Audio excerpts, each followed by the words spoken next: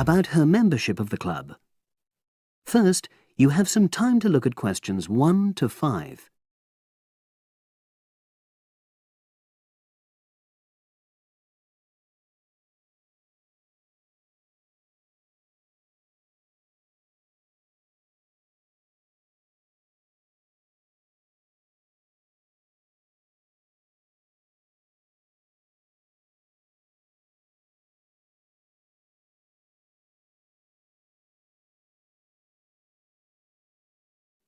Now we shall begin.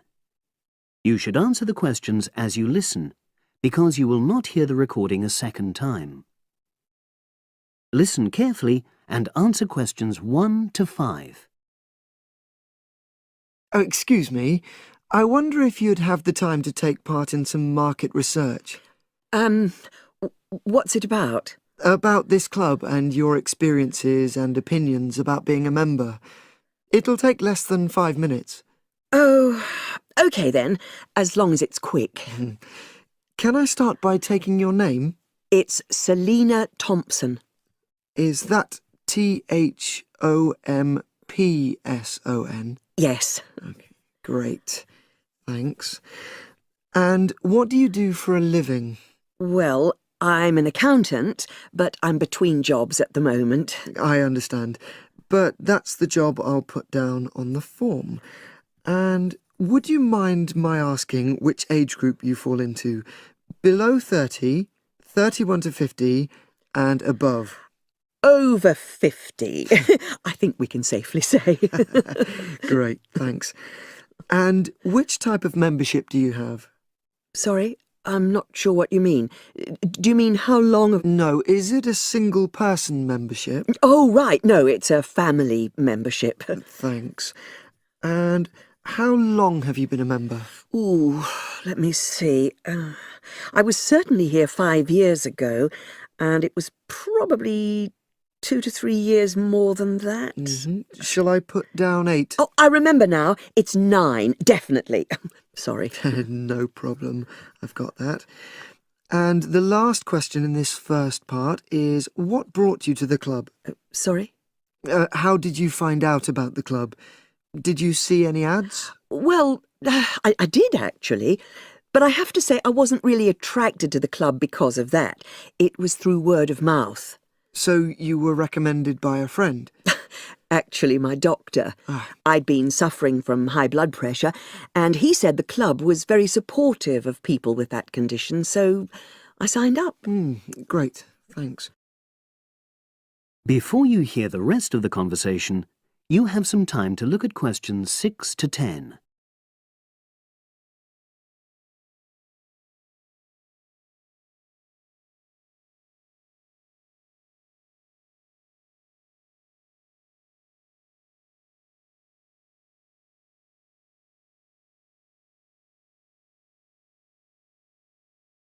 Now listen and answer questions 6 to 10.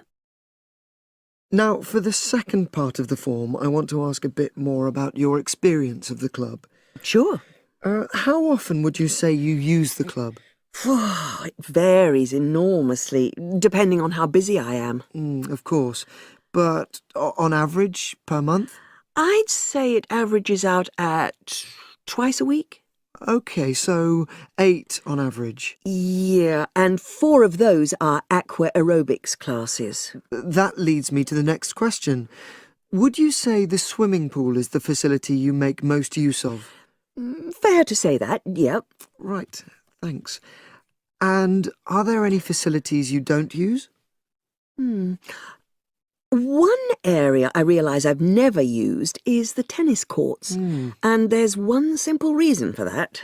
You don't play tennis? Actually, I'm not bad at it. Oh. It's that I'm not happy having to pay extra for that privilege. Right.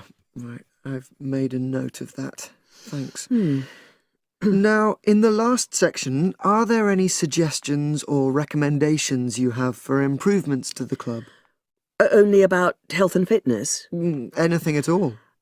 Well, I'd like to see more social events. It isn't just a question of getting together for games or classes, but other things, you know. Yes, sure. And another thing that I was thinking, when I had my yoga class in the gym last night, we were all sweltering in the heat, was that I think they should put in, well, you know... Air conditioning. That's exactly what I mean. The rooms are really light and well designed, but they do need proper installations. Sure.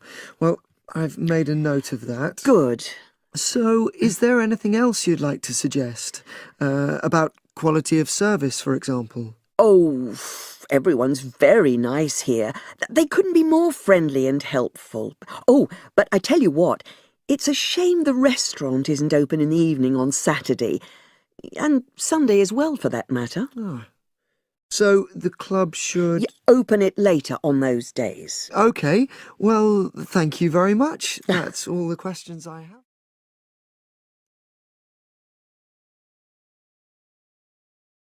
That is the end of part 1. You now have half a minute to check your answers.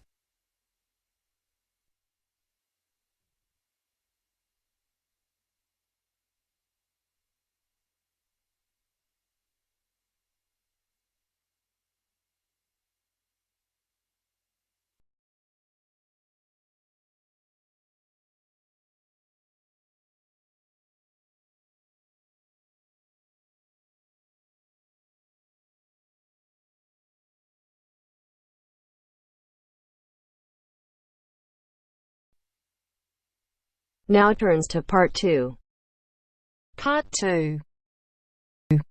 You will hear a conversation between an Ielts candidate and an Ielts administrator. First, you have some time to look at questions 11 to 15.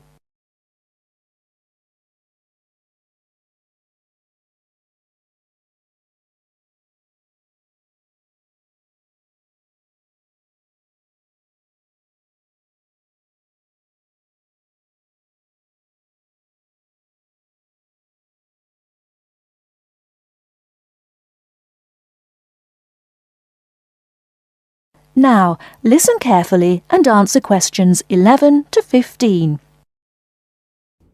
Good afternoon. I'm applying for a master's program at the University of Exeter in the UK. I'm planning to register for the Ielts exam at your centre next month. I have some questions I'd like to ask you before I register, if that's okay. Certainly. Would you be taking the academic module? I think so, but I'll have to contact the university just to make sure.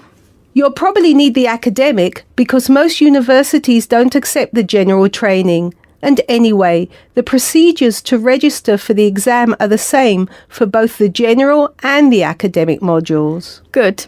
My first question is whether I sit all parts of the exam on the same day.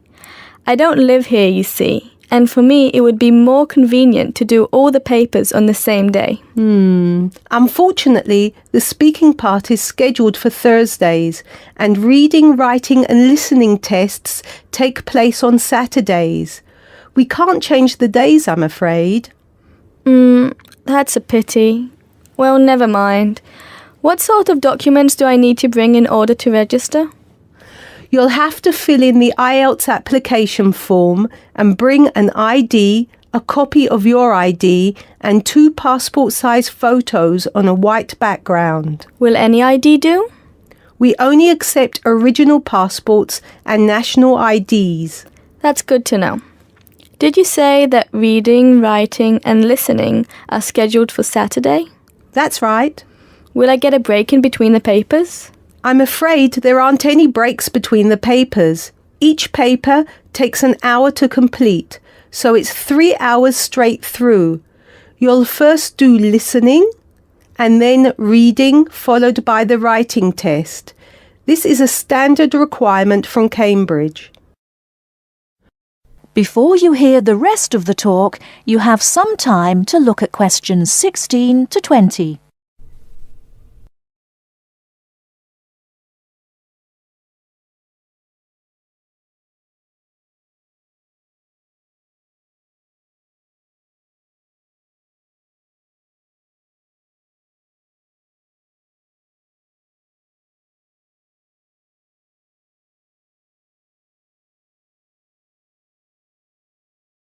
Now listen and answer questions 16 to 20. Okay, and how soon after the test can I pick up my results? It takes 13 calendar days for the results to be processed. Can you let me know how much it is and the form of payment? The examination fee is $200. You can pay by credit or debit card. We also accept checks. We only accept cash as a form of payment in exceptional circumstances. And one last question. Can I mail you the application documents? Certainly. You can send all the documents by registered mail to our address, 47 Clover Place, New Rochelle, New York. Could you spell New Rochelle for me, please? Certainly. Newrochle.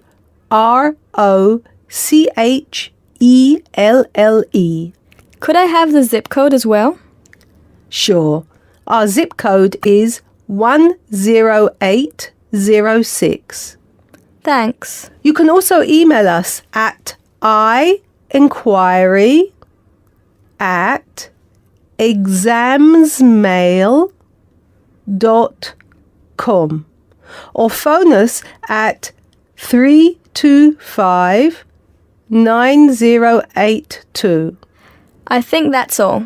Thank you very much for all the information. Bye. You're welcome. Goodbye. That is the end of part 2.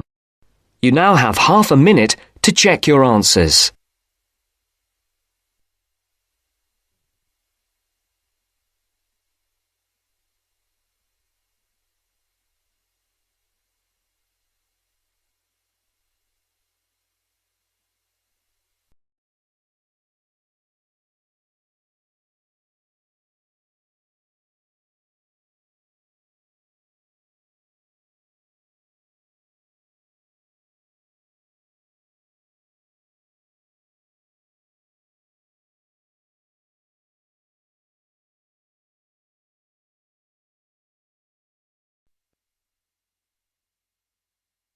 Now turns to part 3.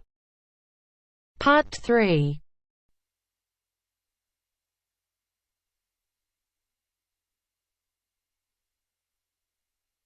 Now turns to part 3. Part 3. You will hear Peter Walsh being interviewed for a job. Listen and choose the correct answer for each question. First, you have some time to look at questions 21 to 25.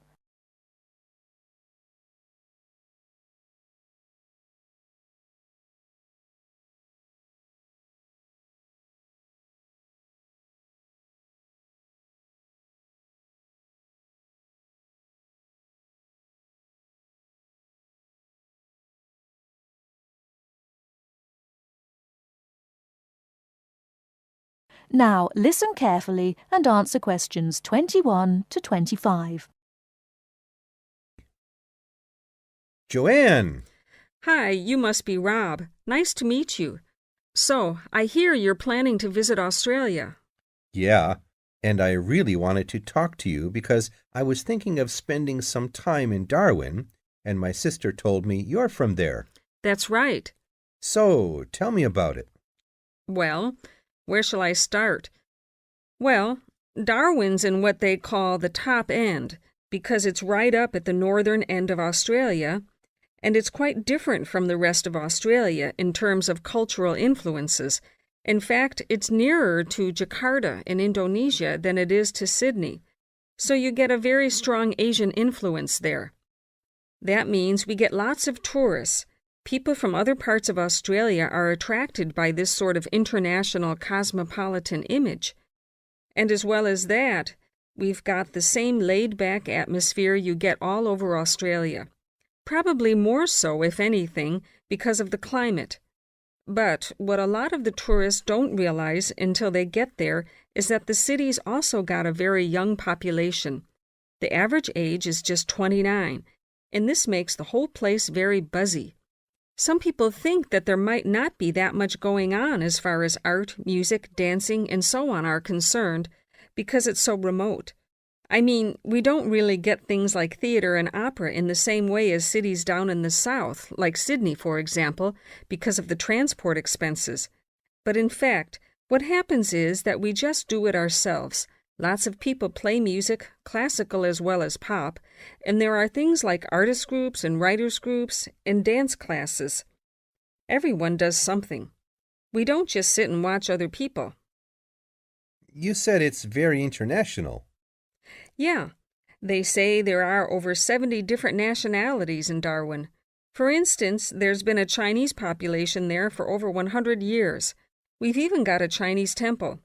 It was built way back in 1887, but when a very bad storm, a cyclone in fact, hit Darwin in the 1970s, it was almost completely destroyed. The only parts of the temple that survived were part of the altars and the stone lions, but after the storm, they reconstructed it using modern materials. It's still used as a religious center today, but it's open to tourists too, and it's definitely worth going to see it. Oh, and as far as getting around goes, you'll see the places that advertise bicycles for hire, but I wouldn't recommend it. A lot of the year, it's just so hot and humid. Some tourists think it'll be fine because there's not much in the way of hills and the traffic's quite light compared with some places, but believe me, you're better off with public transport. It's fine and not expensive. Or you can hire a car, but it's not really worth it. What's the swimming like? Well, there are some good beaches, but the trouble is that there's this nasty creature called the box jellyfish, and if it stings you, you're in bad trouble. So you have to be very careful most of the year, especially in the winter months. You can wear a lycra suit to cover your arms and legs, but I wouldn't like to risk it even so, personally. And there are the saltwater crocodiles, too. I mean, I don't want to put you off. There are protected swimming areas netted off where you'll be safe from jellyfish and crocs, or there are the public swimming pools. They're fine, of course. Before you hear the rest of the talk, you have some time to look at questions 26 to 30.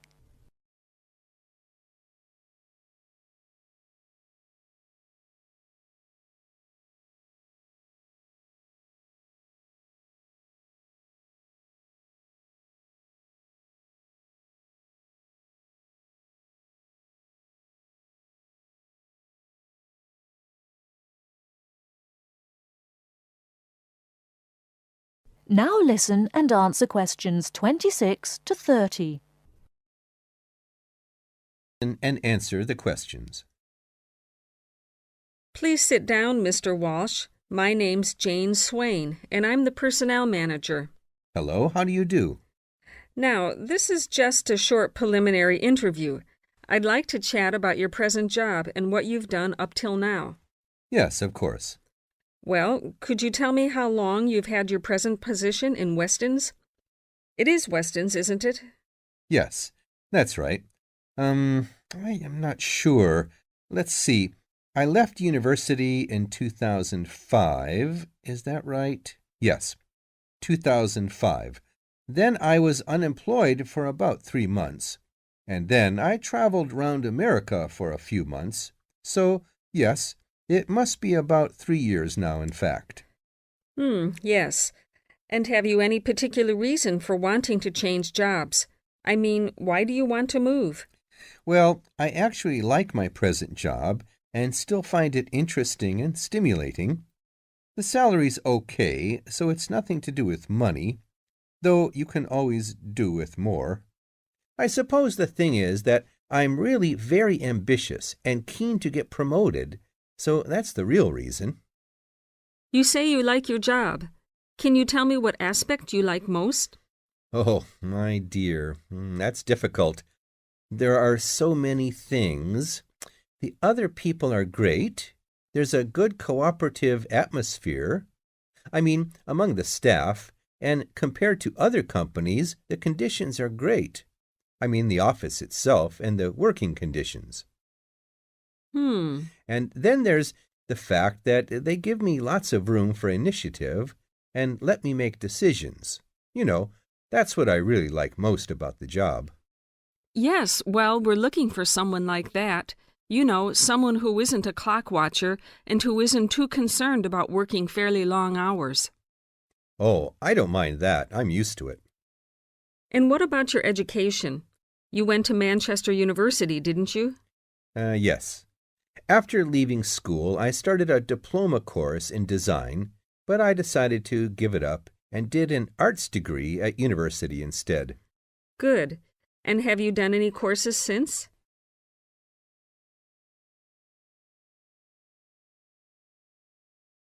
That is the end of part 3. You now have half a minute to check your answers.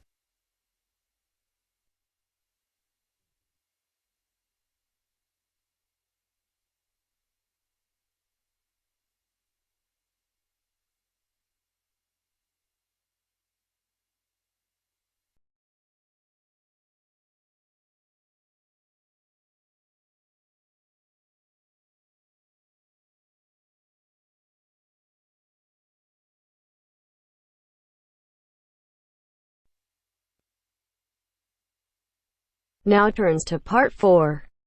Part 4. I've asked you here just to remind you about this Friday's field trip. First, you have some time to look at questions 31 to 40.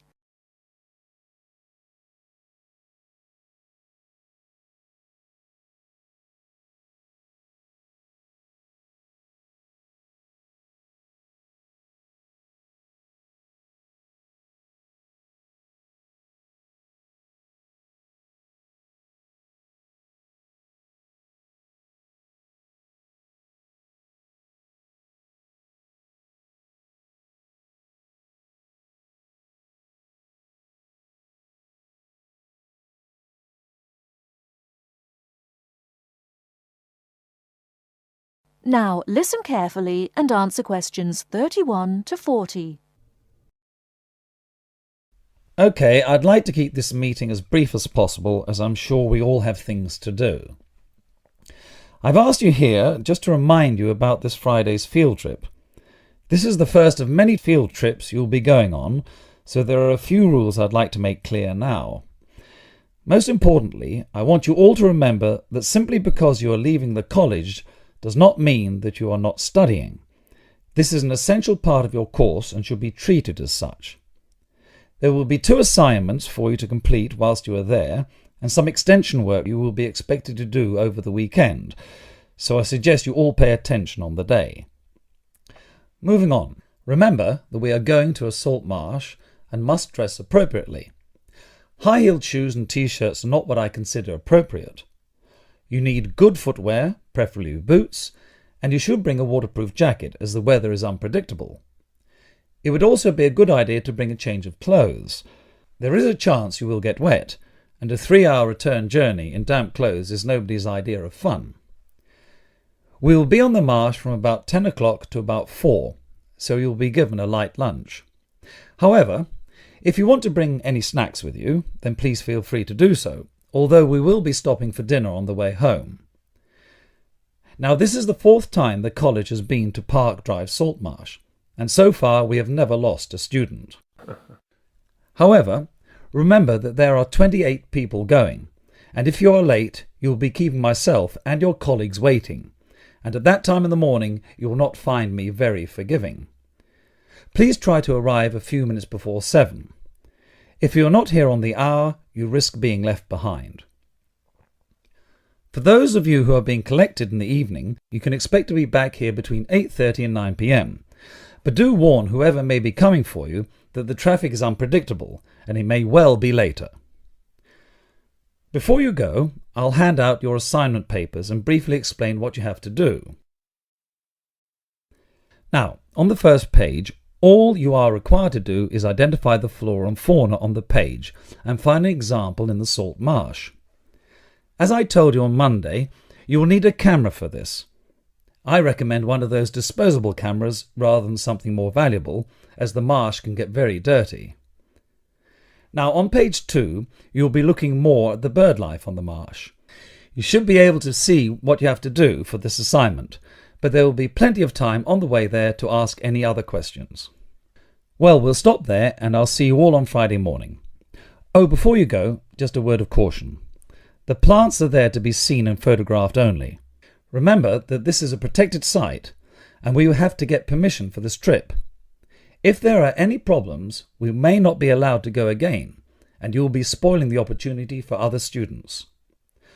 Okay, if you have any questions, come and see me later today or tomorrow. That is the end of part 4.